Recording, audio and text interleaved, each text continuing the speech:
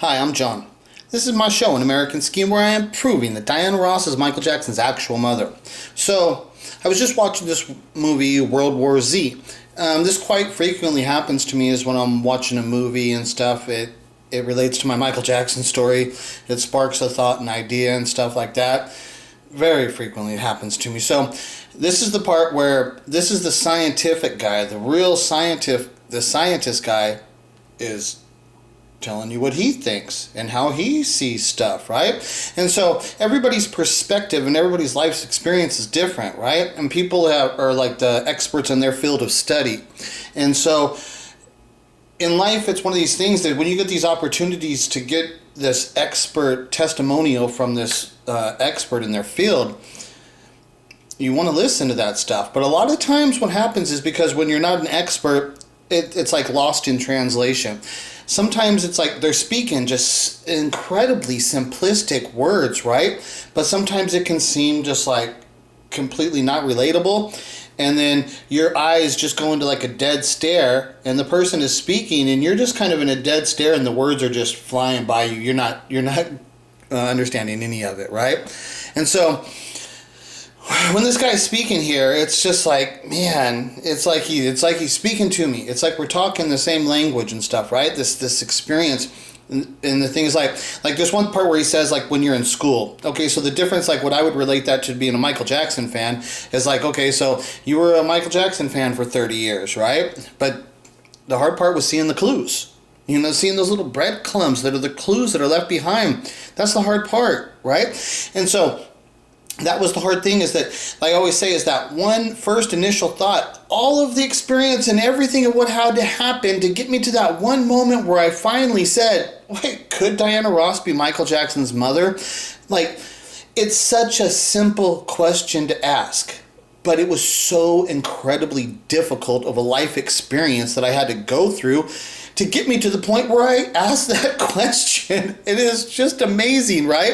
And then I go through this whole scientific process of research and discovery and introducing it into the world and stuff, like all the things I have to do. And one of the examples I always say is that, like the Thomas Edison, the light bulb thing, where he says, I didn't fail at making a light bulb. I found 1,000 ways not to make a light bulb. So in the context of what that is like when you relate it to my story, is that I've known that Diana Ross and Smokey Robinson are Michael Jackson's parents for like 12 years, right? I am still making discoveries. I'm still advancing the investigation, right? So that's the thing with like the light bulb. When Thomas and Edison, when he started making a light bulb, he knew, okay, I'm going to make this light bulb and it's going to work.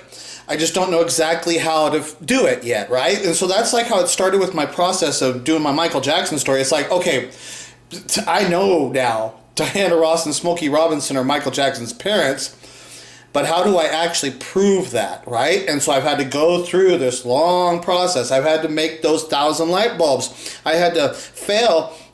It's a form of failing, but you're not failing. You're getting better, you're learning more, and you're getting further and further and further into the development of actually breaking the story, right? And we're really long ways away into the story now, right? So I wanted to show you this clip because the other ironic thing about this clip, this is the World War Z about the zombies and stuff, right? And so like with Michael Jackson did the Thriller, right? With all the zombies and stuff. So like I said, it's this weird of this connections of how things happen and what I'm seeing. Right? And it's like one of these things, it's like the song, I'd like to teach the world to sing in perfect harmony. I like to buy the world a Coke and keep it company. Da, da, da, da. Something like that. That song, I haven't heard that song in a long time. Like, even singing that song, what's super ironic is you people don't know how close that song is related to my story, because the guy who actually wrote the song, he's married to like Berry Gordy's sister.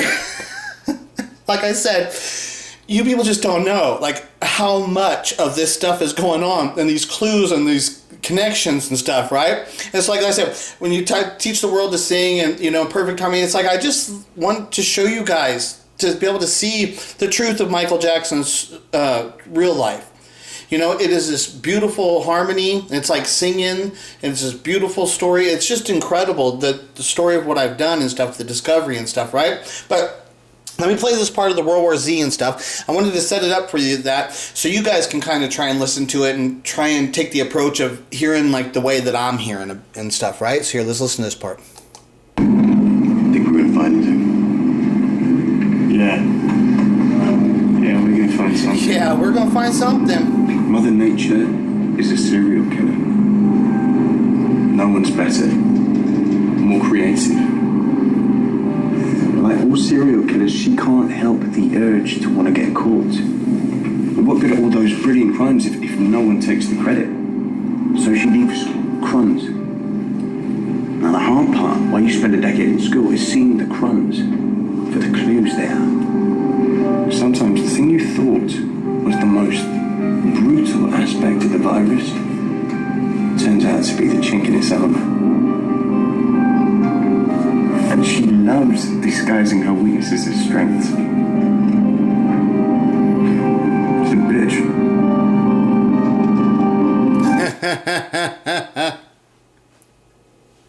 It's just like, man, it's just like, that's me, man. It's so me, exactly what I'm doing, and the way I see my Michael Jackson story, how I'm developing, and understanding that what Michael Jackson, it's like, the thing is like, dude, he's an artist. He wants you to understand it, but he's hiding it. It's really tricky though, right? But he wants you to see it, but it's hidden really well. It's covered up. And you know, like the thing you thought was most brutal aspect of the story ends up being the chink in the armor. Like the thing is like with Michael being raised in the Jackson household, right? But then it's like, no, when you go back and you actually look to it, you see that it exposes the lies with the naming of Michael, the way that the band got developed, and then the way they went right to Motown. You end up seeing that the thing that we thought was the most provable thing, the most brutal thing, that Michael was raised in the family, that when they all got afros, everybody thinks they look alike, you know, all of the things. But when you actually go back and look at it, you see, no, man, that's the chink in the armor. It shows all of the flaws. They can't cover up the lies, right? Because Mother Nature's a bitch, and a lie is a lie. You can't hide it, and it's gonna leave behind crumbs and shit. It's gonna leave behind evidence of this dirty deed that had been done. You can't cover it up, because that's the real world. The lie always leaves behind a trail of its lie, right? And Michael Jackson, as being the artist, is one of the things I always say about about the fans is that, come on, it's like I always stress to him, do you really understand that Michael Jackson's an artist? It's like, do you really understand what it means to be an artist? Not just a great performer, not just a great entertainer. We're talking about one of the greatest artists that ever lived. And it's funny because like I'm the one that people think I'm not the Michael Jackson fan. But I'm like the only one, it seems like, that actually understands that Michael Jackson's an artist. And within his art, he had a story that what he wanted to tell, and he left it behind, and the clues and the breadcrumbs. But it's incredibly difficult to see. It's not easy to see. And you got to find that one aspect that even allows you to start searching in the right, you know, while you're spending, like you said, when you're spending all your time in college and you're looking for the breadcrumbs, you're trying to recognize them for what they actually are. While you're learning all this other stuff, you don't see that the truth is right in front of you. You just got to open your eyes and see it for what it is, right?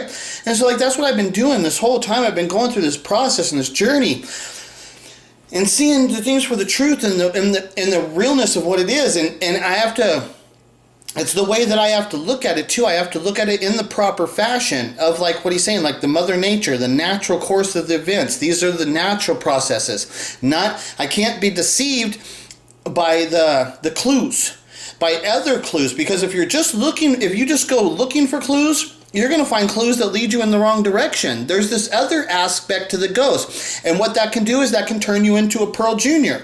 And next thing you know, you're saying, I found something and Michael Jackson faked his death. But it's completely wrong.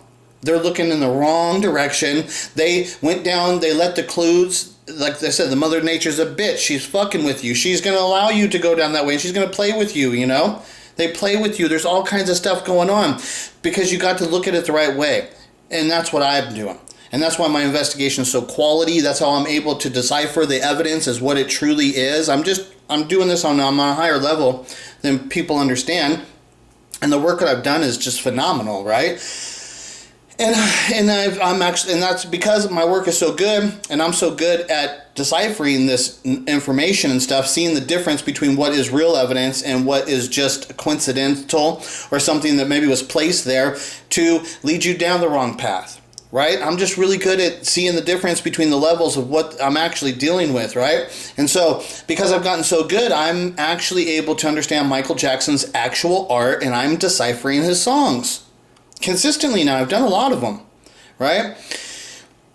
And it's one of the brutal aspect of it is it's so many of the songs though, so it can't be denied, because it's one of the things is like, if it was just one song, right, then it would be so easy for people to deny it and say, well, it's just one song, right?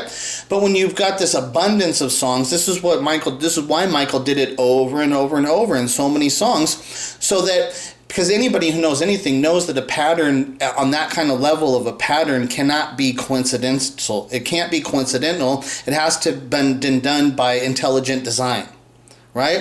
And so that's how it goes, is that I know that this is done by intelligent design, and I know what clues to look for now. I can see the breadcrumbs. I understand the context of the story that we're playing here and the investigation of what's being done, and I understand the mentality, the psyche of and the artistic levels and abilities of the person who created all this stuff, Michael Jackson, plus with Michael, and then I understand God.